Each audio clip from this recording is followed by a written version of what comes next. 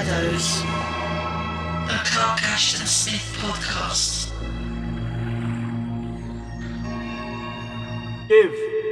Give, O magnanimous and liberal lord of the poor, cried the beggar. Avoosl Wuthoqquan, the richest and most avaricious moneylender in all of Comorium, and by that token in the whole of Hyperborea, was startled from his train of reverie by the sharp, eerie, cicada-like voice. He eyed the supplicant with acidulous disfavour. His meditations as he walked homeward that evening had been splendidly replete with the shining of costly metals, with coins and ingots and gold work and argentry, and the flaming sparkle of many tinted gems in rills, rivers and cascades, all flowing toward the coffers of Avoosl Wuthoqquan. Now the vision had flown, and this untimely and obstreperous voice was imploring for alms. I have nothing for you. His tones were like the grating of a shut clasp. Only 2 puzurs, O generous one, and I will prophesy. Greetings, friends, and thanks for joining us today for Season 3, Episode 12 of Strange Shadows, the Clark Ashton Smith podcast. The voice you just heard was author David Cartwright, reading the opening of today's story, The Weird of Avoosl Wuthoqquan. I am one of your hosts, Rob Poynton. And I'm the other one, Tim Mendes. Yeah, easy for you to say.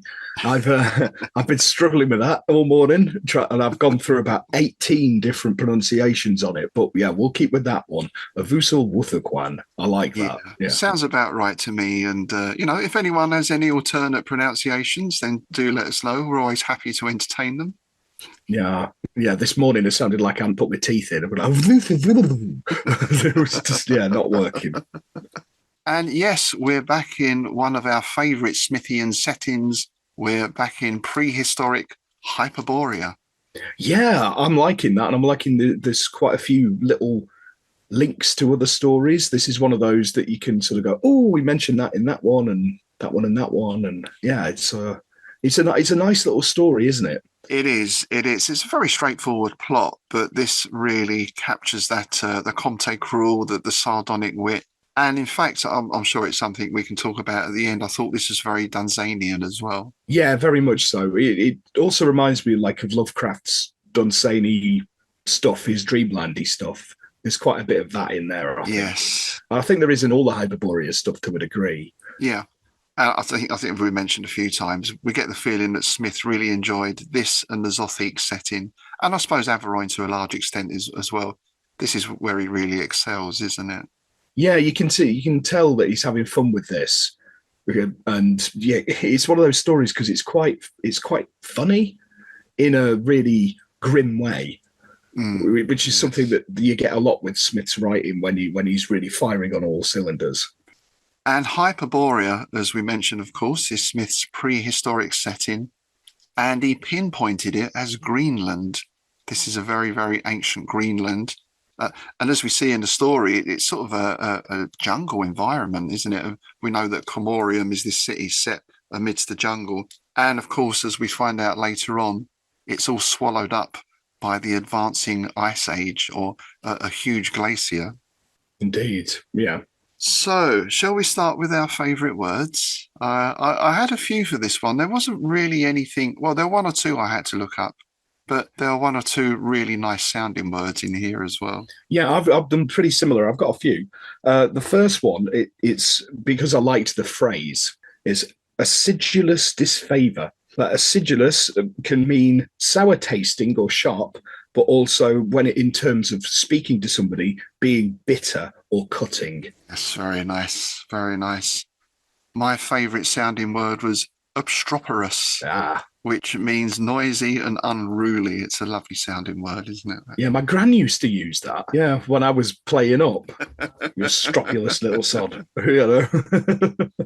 I just had a thought. Is that where stroppy comes from, I wonder? Yeah. Yeah. Having a strop or being stroppy. Yeah, it is. That's exactly where it comes from. Yeah. Nice. My next one was cornelians, which are vibrant crystals used in healing, apparently, and are linked to the lower chakras and associated with taking bold action. And the name is derived from the Latin carneus, meaning flesh. So they're sort of red, fleshy coloured gems, basically. Nice, very nice. Speaking of gems, there was one word I did have to look up, which was rill, R-I-L-L. It talks about a rill of gems, and that simply means a small stream. Ah, well, I saw that and my brain instantly went to 60s Doctor Who, because the rills were a race in 60s Doctor Who in the story Galaxy 4. So there's always a Doctor Who in there somewhere. They were basically like space walrus. But that's the way I would describe them, space walrus. Yeah. Next up, we have fugacity, which is fleeting or effervescent. And also in chemistry, it can mean a thermodynamic property of a real gas. Yes, I like that one. I picked that one up too, but also because I was a big fan, or am a big fan of a 60s band called the Fugs.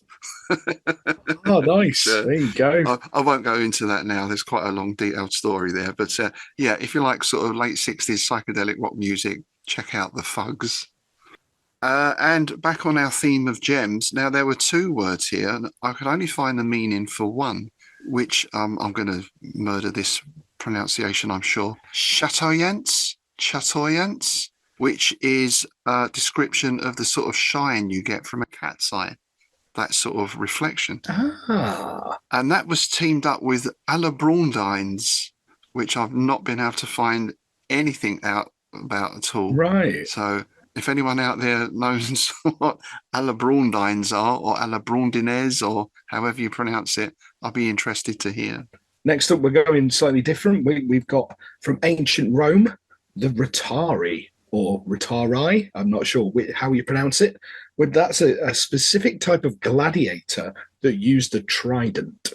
Ah, yes. Did they have the net as well, those guys? Was that the trident and the net? Yeah. Right? Yeah. That's the ones. Cool. That's the fellas. Yeah. And I'm going to finish with, again, a word I knew the meaning of, but is a lovely sounding word, unctuous. Ooh. Simply meaning flattering.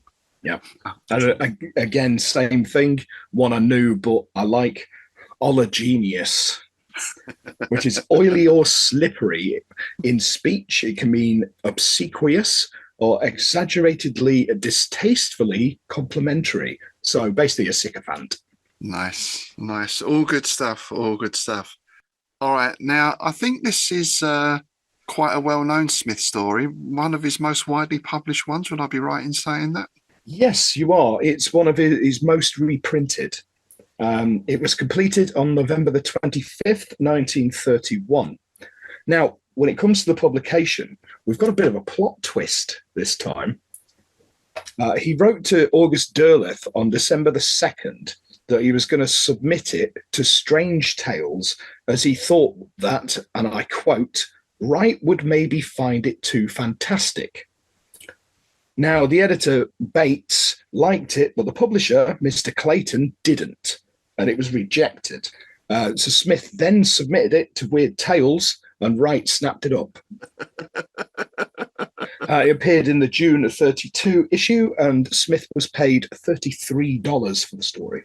That's not bad pay, I guess. It's a fairly short story, isn't it? And yeah, it's another one of his filler length stories. So yeah.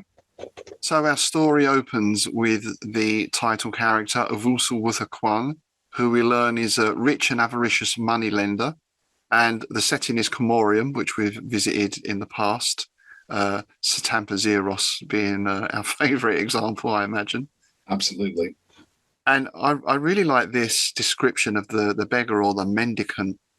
The man was preposterously old, and his mummy brown skin, wherever visible, was webbed with wrinkles that were like the heavy weavings of some giant jungle spider. His rags were no less than fabulous, and the beard that hung down and mingled with them was hoary as the moss of a primeval juniper. I like the way Smith manages to combine a couple of quite distasteful things in there. We've got mummies, giant jungle spiders, and hoary old moss. It's quite evocative, isn't it? I love it. I love this description, and I was instantly got a picture of the guy. Do you remember Hellraiser? that the tramp that would give the box to places, yes, you know, yes. what's your Yes. pleasure, sir? Him. Yes. And that fits in really nicely with this description of his voice. He was startled from his train of reverie by a sharp, eerie, cicada-like voice, which is another great description, that almost buzzing insectile thing, which goes back to that Hellraiser guy, because he always had like bugs in his beard, didn't he? Yeah, yeah. Oh.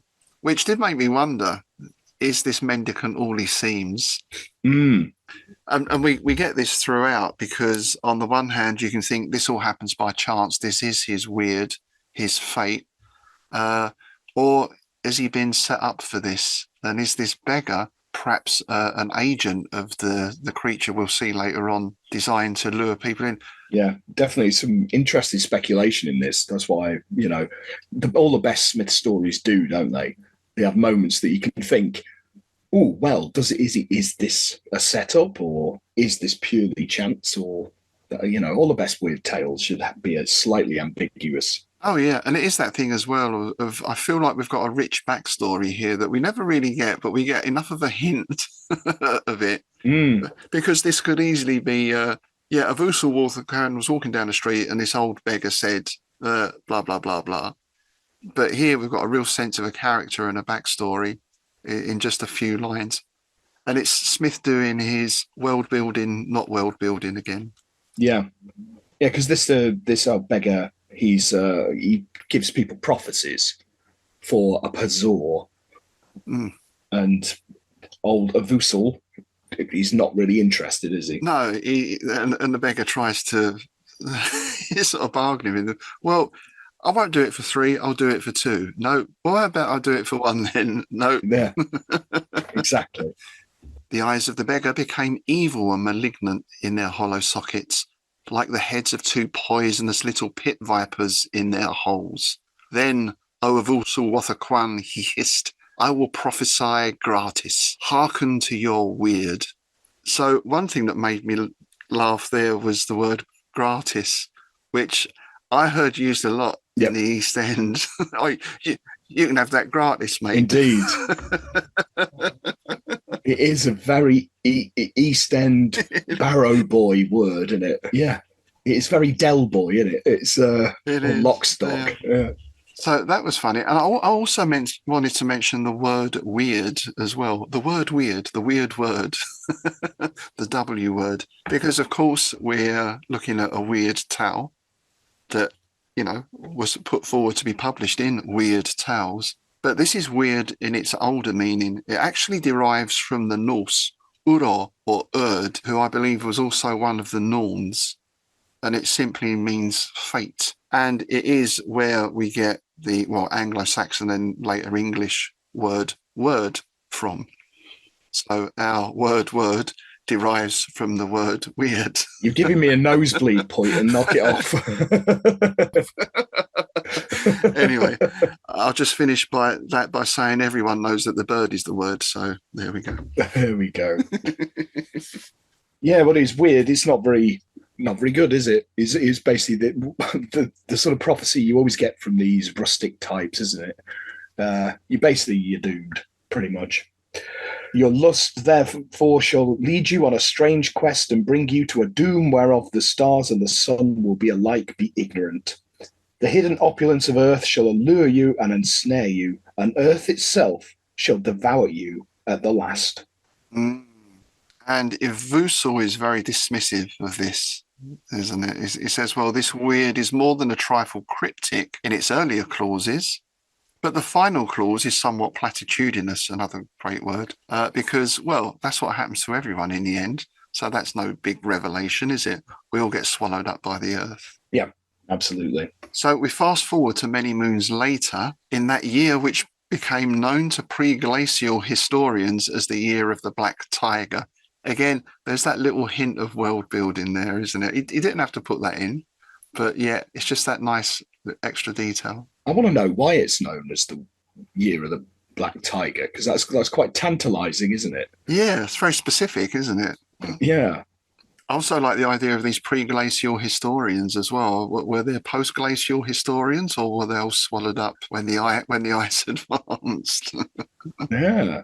And we get this, again, we talk about Smith being cinematic, particularly the way he uses colours. And this really shines in this paragraph now, because Avoosl is in the lower chamber of his house, also his place of business.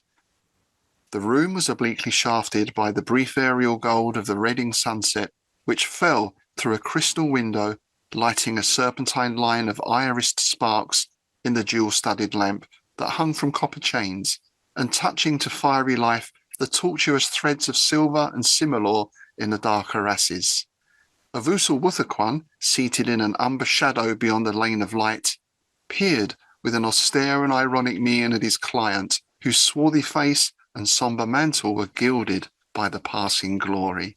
That's really nice, isn't it? It is.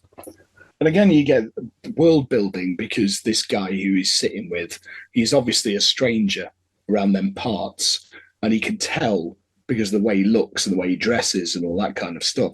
So that's that real sort of cultural world building that you get. Like the people from that continent will wear this kind of garments, and people from here will wear different ones. I mean, that's that classic fantasy world building, isn't it? That you get in all that sort of pseudo Tolkien stuff. Yeah. Oh, absolutely. Yeah. It's again, there's that implied richness and depth to this world. And I'd be interested to know if Smith ever sort of did he write all this stuff out for Hyperborea or for any of his other settings? Did he have what they call a Bible? Did he make notes, or each time he came to it was this all sort of off the cuff? You know? Yeah, it'd be interesting to find out, wouldn't it? It's, I don't think anything survived if he did. No, I mean, obviously, Robert E. Howard wrote his Hyborian Age essay, which he used as a reference for himself, I imagine, as much as anything else. And Tolkien, well, he was creating Middle-earth all of his life, wasn't he? Yes, yeah. So it turns out that this guy is after 300 gials, which we presume are worth more than pazors, because pazors are what you give to a beggar. And he says, well, 300 gials is a large sum. I don't know you. What security do you have to offer? And this is where his visitor revealed these emeralds. And what I thought nice here was they flamed at the heart with a cold and ice green fire as they caught the slanting sunset. So we get this stark contrast between the warm glow of the setting sun and the ice cold fire of these emeralds. Yeah, there's instantly something slightly off, isn't there? Off kilter about these emeralds. And obviously Avoosl Wuthoqquan, he's a bit like, well, did you nick him? You know, because he doesn't want to give him the full amount, because this guy, you get the impression he's a money lender, but he's a very tight money lender, and it's all about what he can make in return, right? He's basically like a loan shark, basically. Yeah. And he's like, well, if they're nicked, I'm not going to give you what you're asking. I'll give you 150 kind of thing. The loan I ask is a mere tithe of their value, protested the stranger. Give me 250 gials. There are other money lenders in Comorian, I am told. 200 is the most I can offer. It is true that the gems are not without value, but you may have stolen them. How am I to know? It is not my habit to ask indiscreet questions. So he obviously has no compunction about dealing with stolen goods. It's not a moral issue. It's just a practical issue for him. Yeah.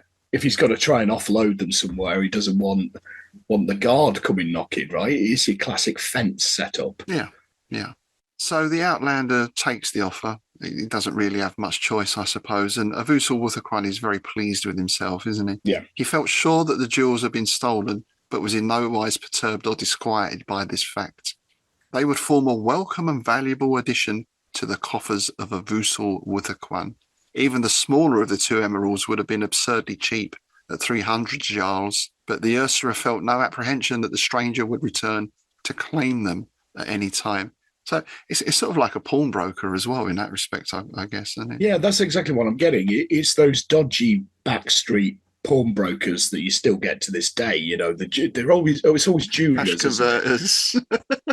Cash converter or hash converters. Crack converters. Yeah, smack converters. There we go. Yeah. And we learn that Avoosl Wuthoqquan, he is a hoarder, right? He's a hoarder of gems. He just gets great pleasure in possessing these things. Doesn't seem that he lives in particularly opulent surroundings. He doesn't seem to be surrounding himself with the trappings of wealth. But what we do get here is a glimpse at his collection. Opening a small brazen strong box, he poured from it a flashing rill of jewels on the table beside the emeralds. There were pale and ice-clear topazes from Wuthoqquan and gorgeous crystals of tourmaline from Wuthoqquan. There were chill and furtive sapphires of the north and arctic carnelians like frozen blood, and southern diamonds that were hearted with white stars. Red, unblinking rubies glared from the coruscating pile. Chatoyance shone like the eyes of tigers. Garnets and alabrondines gave their sombre flames to the lamplight amid the restless hues of opals.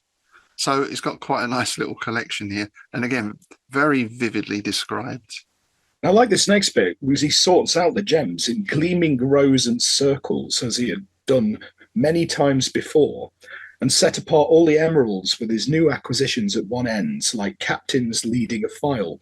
This reminded me of the scene in The Merchant of Venice, where the moneylender is counting. He's basically counting and stacking up his money, isn't he, at the beginning? Yeah. It's a very similar kind of character to that in Merchant of Venice. Yeah, it's beyond just possessing wealth, isn't it? It's almost like playing with them, like you'd line up your toy soldiers or something, isn't it? Yeah. Or It's coveting them. It's yeah, almost worshipping them. It's avarice. That's exactly what it is. It's avarice. and then something rather strange happens, because the two large emeralds started to roll away from their companions, and before the startled moneylender could put out his hand to stop them, they had vanished over the opposite edge and had fallen with a muffled rattling on the carpeted floor. Such behaviour was highly eccentric and peculiar, not to say unaccountable.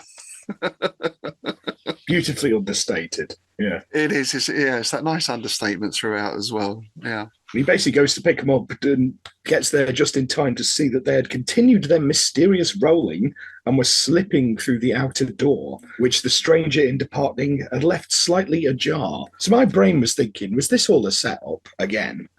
Because the stranger left the door ajar, he'd taken the jewels. Did he know what was going to happen? And did he do it to get that fate away from him? It does seem to imply that, doesn't it? Did he? Is he either in on this scheme, as the mendicant was, or having taken the jewels? Well, we'll find out where he took them in a moment. Does he think, well, this was a bad idea. I need to offload these very quick. Yeah, because he wasn't going to haggle much about the price. I mean, I guess if he had stolen them, he wasn't going to haggle much anyway. There is that aspect to it, but he seemed very keen to get rid of them. So how much does he know about their provenance? Yeah. I'm trying to think. There's a horror movie where this pretty much happens. And if anybody can remember what it is, let us know, because I can't for the life of me think what film it is. But I can see the scene. There's a bloke, there's something on a table, it rolls off, and he goes following it out of the door and gets splattered by something. And I can't for the life of me think of what movie it was. Doesn't ring any bells. But yeah, I'd be interesting to see, and then interesting to speculate where that idea came from. Or maybe Smith got it. This does have the sort of a ring of Arabian Nights, doesn't it? It is very Arabian Nights, yes. Yeah. And well, we mentioned Dunsany again. That story is the Horde of the Gibbelins. That's where the knight Alderic goes to steal the Horde of the Gibbelins, and his fate is somewhat similar to old Avoosl in this story. So here we get that compulsion, that monomania that characterizes so many protagonists in these stories, because Avoosl feels compelled to follow and try and get the emeralds back. Yeah. He doesn't at any time question why this is happening or where they may be going. He just has a compulsion to get them back. Yeah, you get the impression that all he cares about is not losing what he's just paid for, because he was deeply alarmed, but was more concerned by the prospect of losing the emeralds than by the eeriness and mystery of their departure. He gave chase with an agility of which few would have believed him capable, and throwing open the door, he saw the fugitive emeralds gliding with an uncanny smoothness and swiftness across the rough, irregular flags of the courtyard. So even the movement it's strange. They're not just rolling away; they're being drawn by something. And in fact, they accelerate, right? They gain momentum, start skimming the ground. And we're heading towards the less reputable suburbs and the wild, luxuriant jungle beyond. So there's a slightly ominous note comes in already. Yeah, and they've started to sort of glow and give off a strange phosphoric luster. Yes, I noted those two. That's nice, isn't it? Phosphoric luster. Yeah. Yeah. So he gives chase, and it looks like maybe they're getting away from him, but then strangely they appear to slow down a little, and it's now we get the strong impression that they're leading him rather than trying to escape. They're actually leading him somewhere. Mm-hmm. And I like this term as well. The flight of the emeralds was leading him to an outlying quarter of Comorium where thieves and murderers and beggars dwelt. The flight of the emeralds. Sounds like it should be the name of a film or something. Yeah. Flight of the Conchords, isn't it? Flight of the Emeralds. That'd be another one of those Michael Douglas movies, like Romancing the Stone, the jeweler, Yes.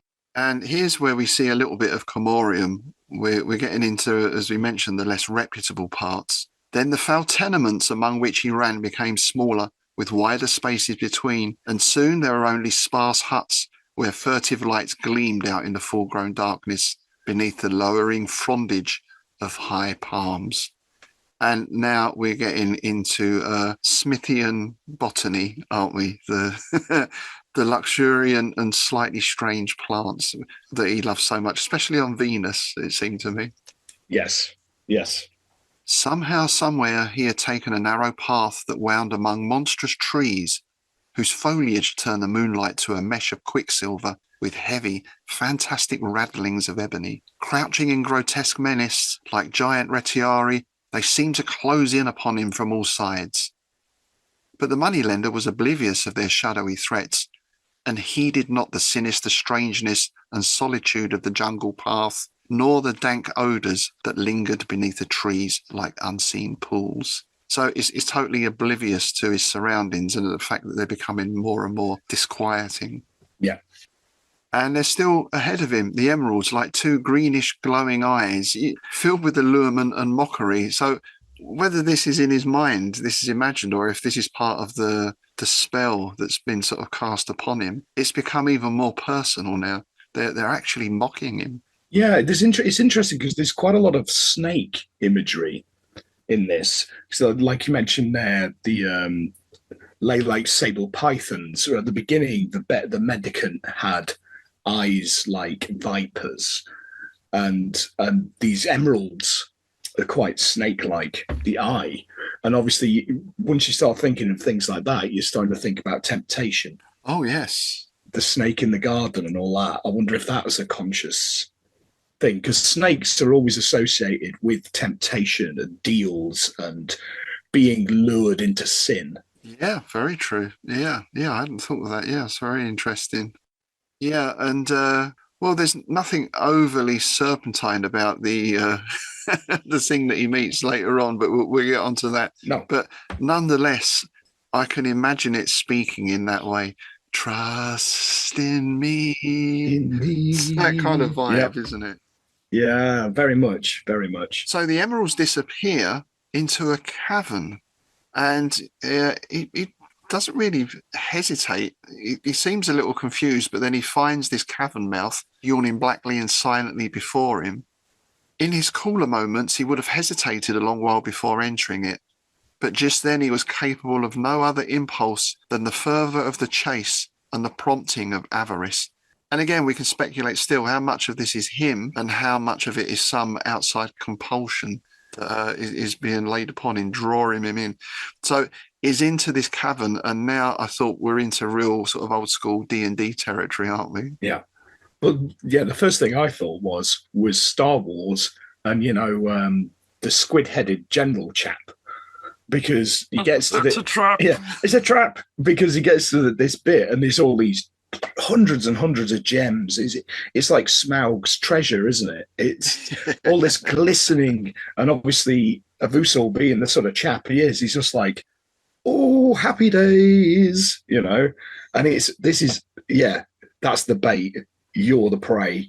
Something wants you in there.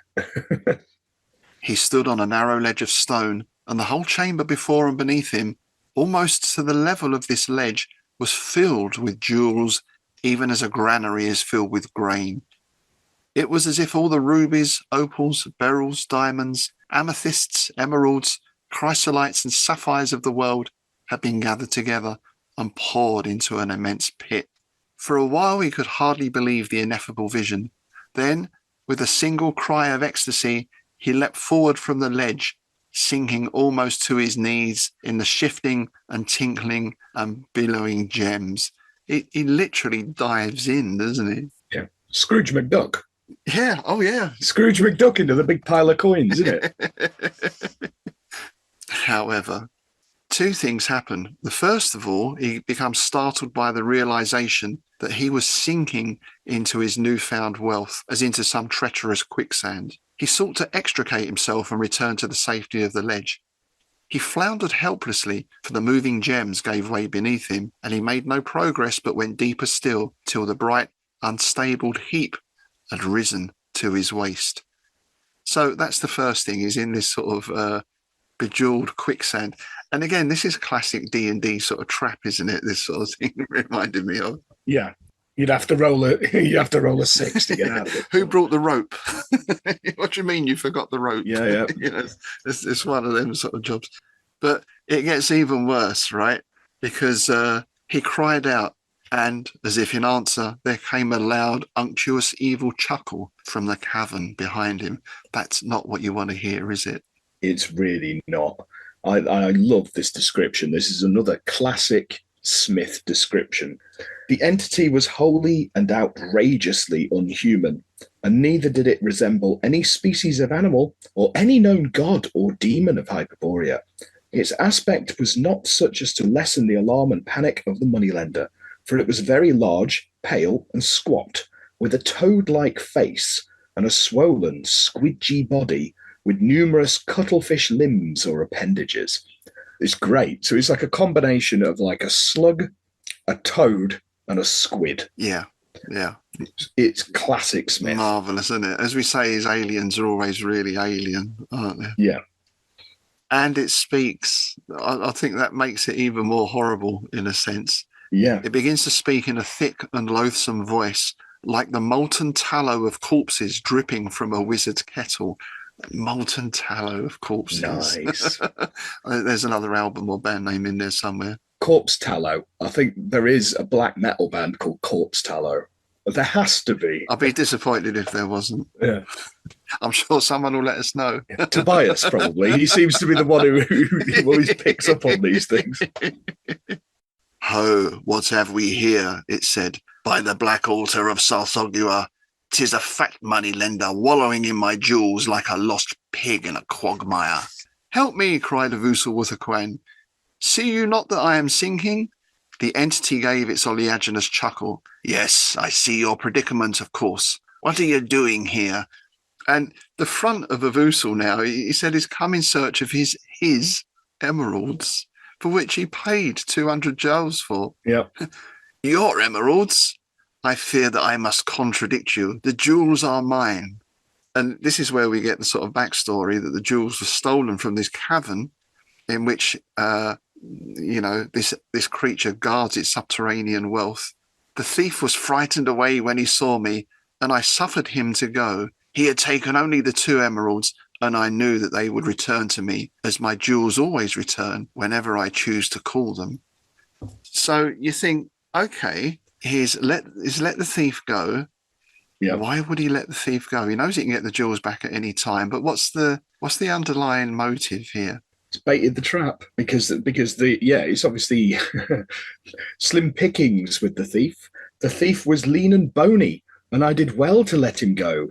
For now, in his place, there is a plump and well-fed usurer. That's like, was it you throw out a sprat to catch a mackerel, isn't it? I think it's... That's exactly it. Yes, throw out a sprat to catch a mackerel. Avoosl Wuthoqquan in his mounting terror was barely able to comprehend the words or to grasp their implications. He had sunk slowly but steadily into the yielding pile, and green and yellow and red and violet gems were blinking gorgeously about his bosom and sifting with a light tinkle beneath his armpits. Help, help, he wailed. I shall be engulfed. No, no, no. The good news is you're not going to be engulfed. No. What I like with this now is grinning sardonically and showing the cloven tip of a fat white tongue, the singular entity slid from the shelf with boneless ease. You can see it sort of pouring itself over the side. Yeah. You can hear the sound effect they'd use as well. It'd be like a sort of thing. Yeah. And it sort of glides, it comes across the surface of the gems. I imagine it's spreading out like a little sort of pool of oil or like some sort of squid or something. Yeah. It slithered forward to a position from which it could reach the frantic usurer with its octopus-like members. It dragged him free with a single motion of incredible celerity. Then, without pause or preamble or further comment, in a leisurely and methodical manner, it began to devour him. The end. I love it. I love it. No more needs to be said. And the chilling bit for me at that last bit there is in a leisurely and methodical manner. Because there was something we were watching the other day, and it was about bears. And apparently, I don't know if this is true or not, but what I was told was, so if you get taken by a lion or something like that, they kill you, right? Your neck's broken, boom, then they'll drag you off. Yeah. I think crocodiles kill you, they drag you under. I think crocodiles do put you on a shelf. Apparently, they have a little shelf underwater. They're their larder.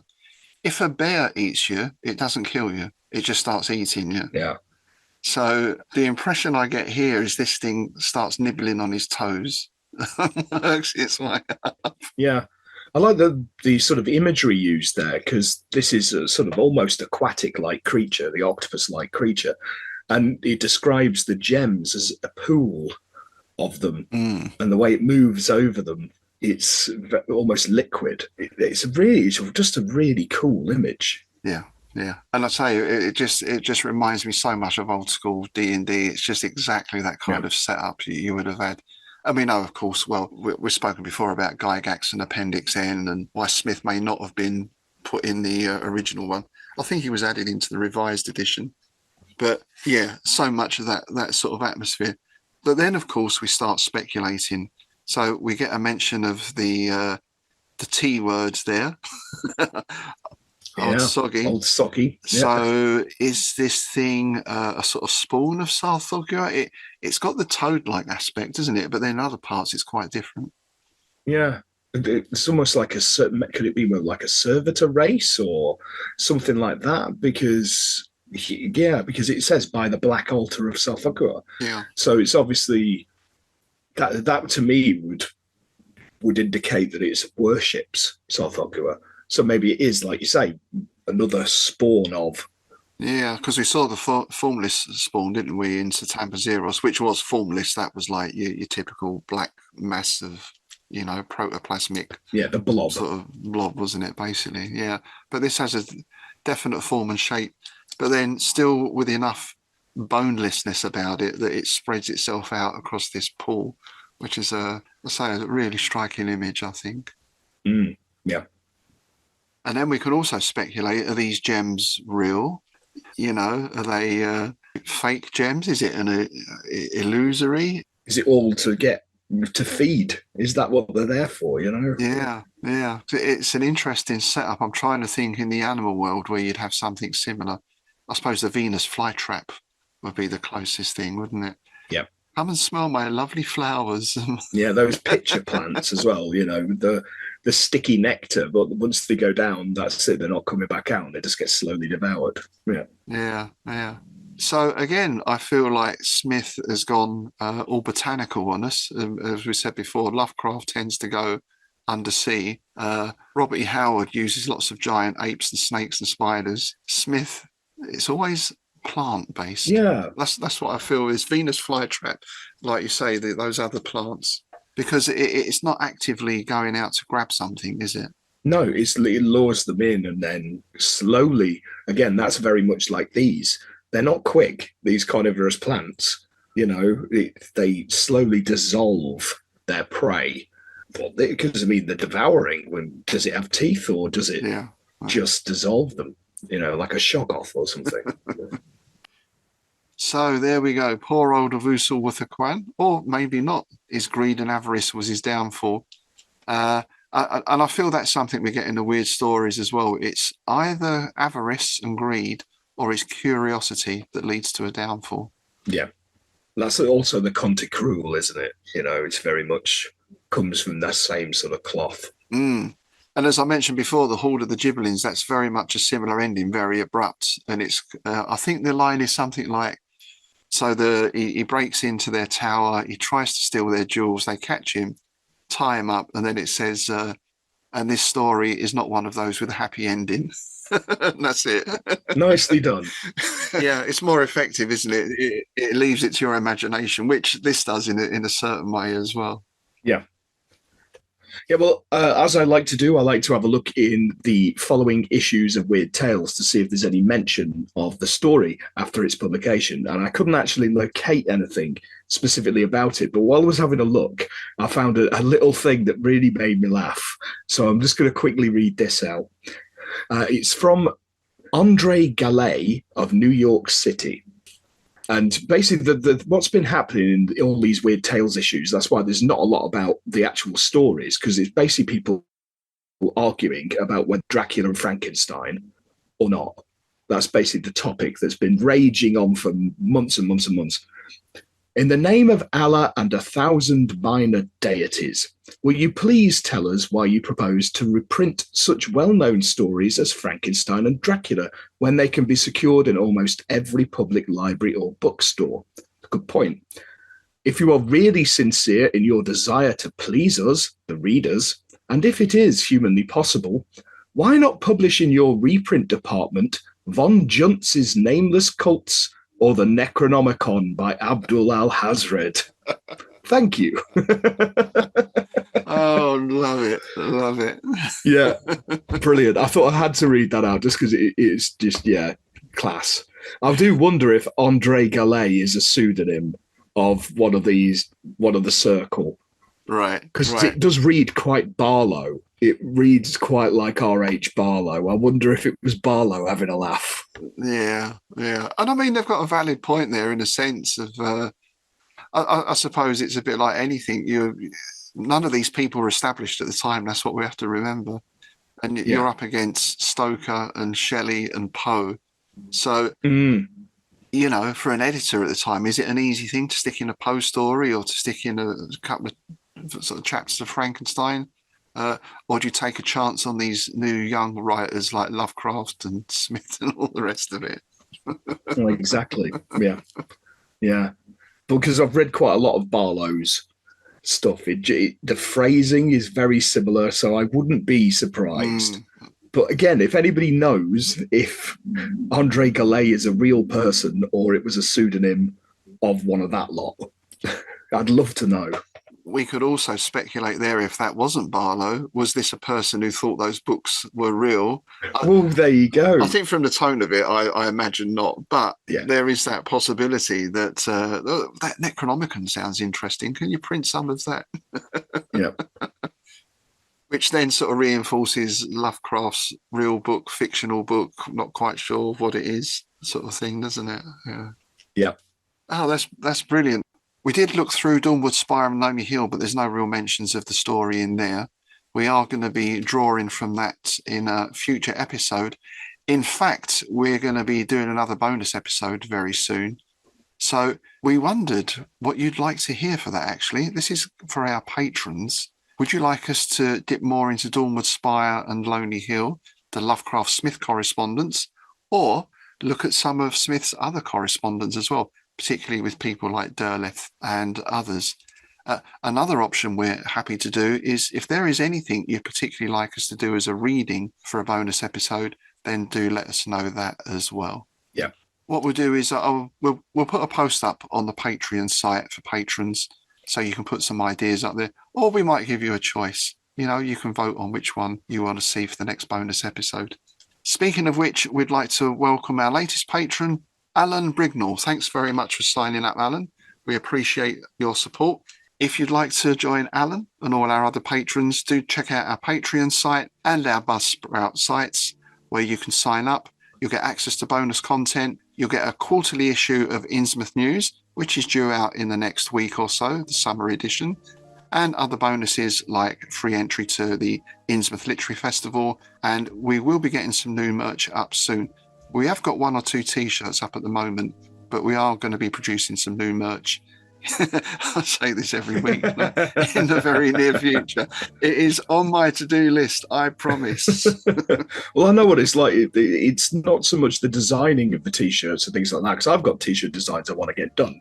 It's the actually getting them on the website and getting the website to work. That's the problem that I have. Yeah, you've got to have the right size JPEG, and then you've got to put that in there and this in there, and then link all that together. Yeah. I think, as I mentioned on IBC, Patreon have got a shop facility now, which I've not really investigated yet. I don't know if that's just for digital goods or not, but I will be investigating that. We do have a Redbubble store up as well. The link to that should be in the show notes, and there are some T-shirts and other bits and pieces on there. But watch this space. Watch this space. And by the way, if you like the sound of David Cartwright's voice at the beginning of the episode there, then he's going to be popping into Innsmouth as a guest for the next episode of the Innsmouth Book Club, which will be out in a week or so. So keep an ear out for that as well. David's an excellent author. I especially enjoyed his zombie novel, Rendered Flesh. It's one of the, I'd say it's the best zombie novel I'd ever read, actually. Nice. An excellent book. So we're looking forward to chatting with him in Innsmouth. Yeah, he's one of my convention drinking buddies. So it's always a pleasure. Always a pleasure to sit down and have a chat with him. Sounds like there's some stories behind that statement. Perhaps we'll save those for Innsmouth, shall we? Indeed. What happens in Innsmouth stays in Innsmouth. All right, so that's it for this time, folks. Thanks again for listening. As always, please do share your thoughts, comments, suggestions, pronunciations, etc., etc. What do we got lined up next time, sir? Right, next time we are going to be looking at The Invisible City. Ah. A story I'm not familiar with. No, not at all. The Invisible City. I don't think I've seen that one. Oh, God. That took me a second. It took me a second. Penny dropped. There we go. Poyton's puns. There we are. I've got to get at least one in. All right. On that punning bombshell, thanks again, folks. It's goodbye from me, Rob Poyton. And it's goodbye from me, Tim Mendes.